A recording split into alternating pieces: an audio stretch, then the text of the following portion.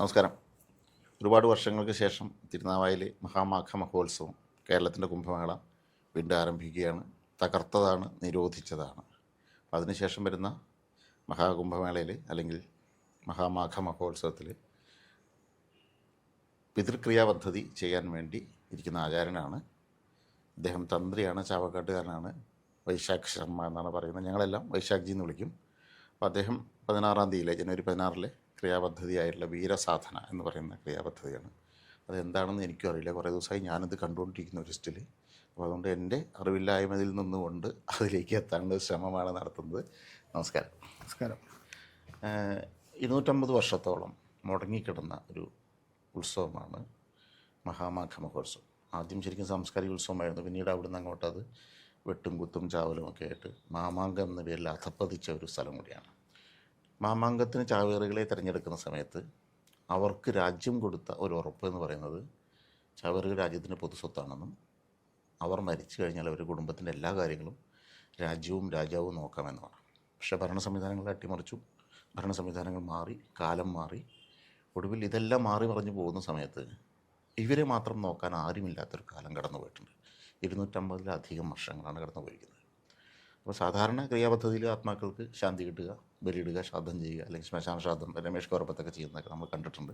വൈദികക്രിയയിലെ സുഹൃതക്രിയ എന്നൊക്കെ പറഞ്ഞ് കണ്ടിട്ടുണ്ട്. അതിൽ നിന്ന് വ്യത്യസ്തമായിട്ട് വീരസാധന എന്നൊരു വാക്ക് തന്നെ എന്തോ പ്രത്യേകതയില്ല എന്ന് എനിക്ക് തോന്നിയിട്ടുണ്ട്. അപ്പോൾ എല്ലാവർക്കും തോന്നിയിട്ടുണ്ടാകും. അവർക്ക് കൂടി വേണ്ടിയിട്ടാണ് സംസാരിക്കുന്നത്. സാധാരണ ആത്മാക്കളിൽ നിന്ന് വ്യത്യസ്തമായി 250 വർഷത്തോളം ഞങ്ങളെ തിരിഞ്ഞു നോക്കാതിരുന്ന ആ രോഷം, നിസ്സഹായത, ദേഷ്യം എല്ലാം കലർന്നു കിടക്കുന്ന ഒരു ഭൂമിയാണ് തിരുനാവായ. തിരുനാവായ എന്ന് പറഞ്ഞാൽ കേരളത്തിൻ്റെ തലസ്ഥാനമായിരുന്നതുകൊണ്ട് തന്നെ അതിൻ്റെ ദോഷം കേരളത്തിന് മൊത്തം വരും. കേരളം സൃഷ്ടിയുടെ ഭൂമിയായതുകൊണ്ട് ഭാരതത്തിന് മൊത്തം വരും. എന്താണ് ഇത്തരമൊരു ഭൂമിയിലേക്ക് ഇത്തരമൊരു ക്രിയാപദ്ധതിയുമായിട്ട് എത്തിപ്പെടുന്നത്? എങ്ങനെയാണ്?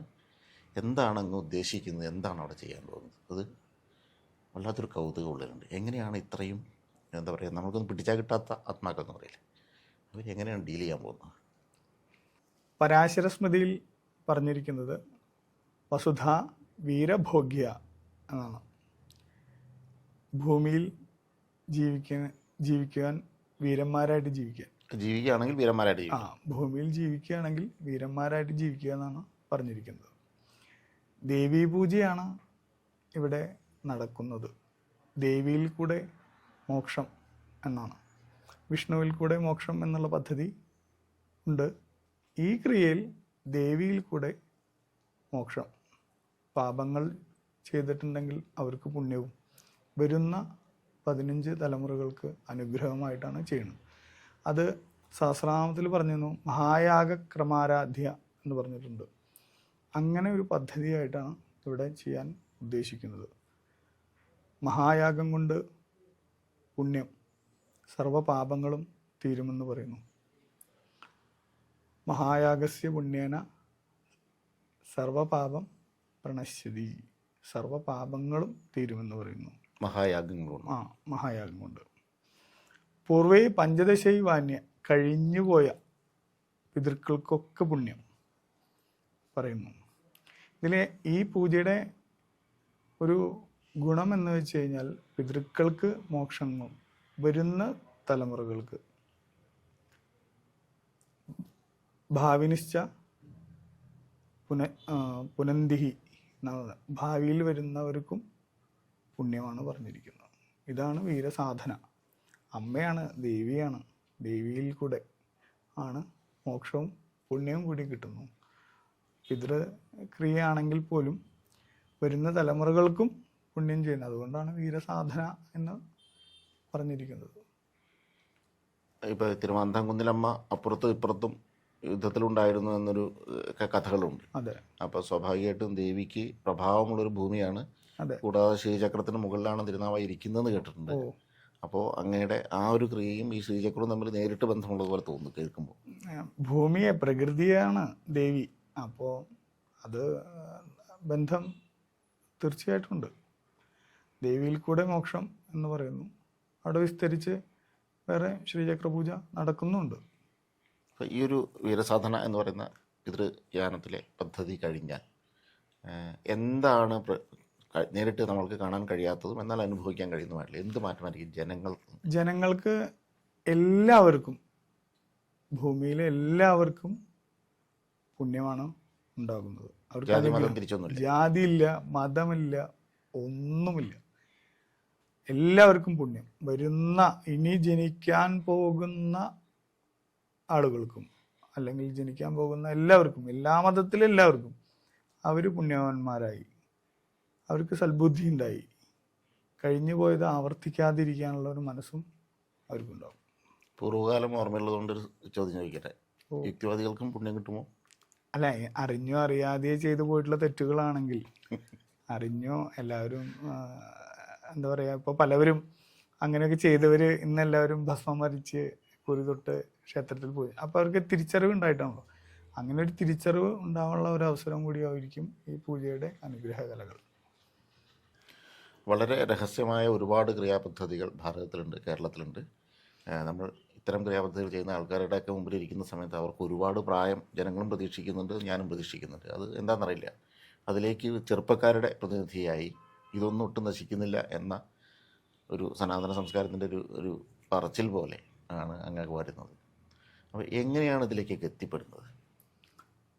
എൻ്റെ കുടുംബക്ഷേത്രമാണ് ഇതിലേക്ക് എന്നെ എത്തിക്കാനുള്ള കാരണം. അവിടെ തന്നെ പല ക്രിയകളും പ്രായമായി ആ ചെയ്യുന്നവരുടെ പാരമ്പര്യമില്ലാതെ ആ ക്രിയകളൊക്കെ നമ്മളുടെ കുടുംബത്തിൽ തന്നെ ഇല്ലാതെയായി തുടങ്ങി. അതുകൊണ്ടാണ് ഞാൻ ഇങ്ങനെയുള്ള ഒരു ക്രിയകൾ പഠിക്കാൻ വേണ്ടി ഗുരുനാഥന്മാരെ അന്വേഷിക്കലും അവരിൽ നിന്ന് പഠിക്കലും ഉണ്ടായത്. ഈ രഹസ്യ സ്വഭാവം കൊണ്ട് എന്തെങ്കിലും നമുക്ക് നഷ്ടപ്പെട്ടിട്ടുണ്ടോ? രഹസ്യ സ്വഭാവം കൊണ്ട് ഇതിൻ്റെ അനുഗ്രഹ കലകൾ കൂടുകയാണ് ചെയ്യുക, പരസ്യമാക്കരുതല്ലോ. ഇതെല്ലാവരും ഗുരുക്കന്മാരുടെ അനുഗ്രഹമില്ലാതെ ഇത് ഇന്ന് യൂട്യൂബുകളിൽ പ്രചരിച്ചാൽ ഈ ക്രിയകളുടെ ഫലം കുറയും. എനിക്ക് തോന്നുന്നു അങ്ങ് ചെയ്യാൻ പോകുന്നതിലും പുറത്തു പറയാത്ത ഒരുപാട് പദ്ധതികളുണ്ട്. പബ്ലിക്കായിട്ട് ചെയ്യുന്നതിൽ ഇല്ല, നമുക്ക് അങ്ങനെ ഒരു രഹസ്യ സ്വഭാവമൊന്നുമില്ല. പക്ഷെ ക്രിയയ്ക്ക് ഒരു രഹസ്യമുണ്ട്. മറച്ചു വെക്കേണ്ട അവസ്ഥയൊന്നുമില്ല, പക്ഷെ ക്രിയകൾക്ക് ഒരു രഹസ്യമുണ്ട്. അത് ഗുരുവിൽ നിന്നുള്ള ഉപദേശം കാരണം അതങ്ങനെ തന്നെ ചെയ്യൂ, അങ്ങനെ തന്നെ ചെയ്യാൻ പാടുള്ളൂ. ഇനി എന്താണ് കുംഭമേളയിലേക്ക് കാത്തിരിക്കുന്ന ജനങ്ങളോട് എന്തെങ്കിലും കൂടുതലായി? നമ്മുടെ തലമുറകൾ കഴിഞ്ഞുപോയ ആളുകൾക്ക് എന്തെങ്കിലും കർമ്മങ്ങൾ കൊണ്ടോ എന്തെങ്കിലും പാപങ്ങൾ ചെയ്തിട്ടുണ്ടെങ്കിൽ ഈ ക്രിയയിൽ പങ്കെടുത്താൽ, അവർക്ക് വേണ്ടി പ്രാർത്ഥന നിങ്ങളുടെ ഭാഗത്തുനിന്നുണ്ടായാൽ അവർക്കുള്ള മോക്ഷവും കൂടിയാണ്. വരുന്ന നിങ്ങൾക്ക് ജനിക്കാൻ പോകുന്ന ഉണ്ണികൾക്ക് പുണ്യം കൂടിയാണ് ഈ ക്രിയയിൽ ഉണ്ടാകുക. ഇതാണ് ദേവിയുടെ അനുഗ്രഹ കല. രണ്ടുമുണ്ട് ദേവി പൂജയിൽ, രണ്ടും കഴിഞ്ഞുപോയവർക്കും വരുന്നവർക്കും. അത് പഞ്ചദശൈ വാന്യ.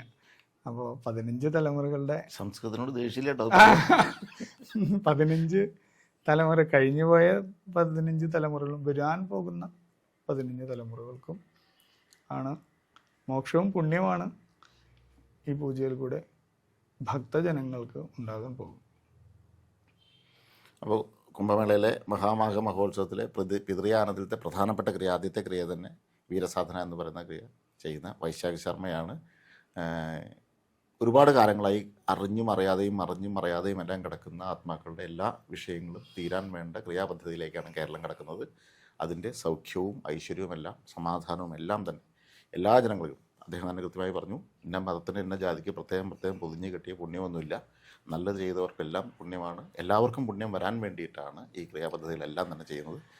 യുക്തിവാദികളടക്കമുള്ള എല്ലാവർക്കും എല്ലാ സൗഖ്യത്തിലേക്ക് നയിക്കാൻ ഈ ക്രിയാപദ്ധതികൾ സംഭവമാകട്ടെ എന്ന് പ്രാർത്ഥിക്കുന്നു ജഗദീശ്വരനോട്. നമസ്കാരം.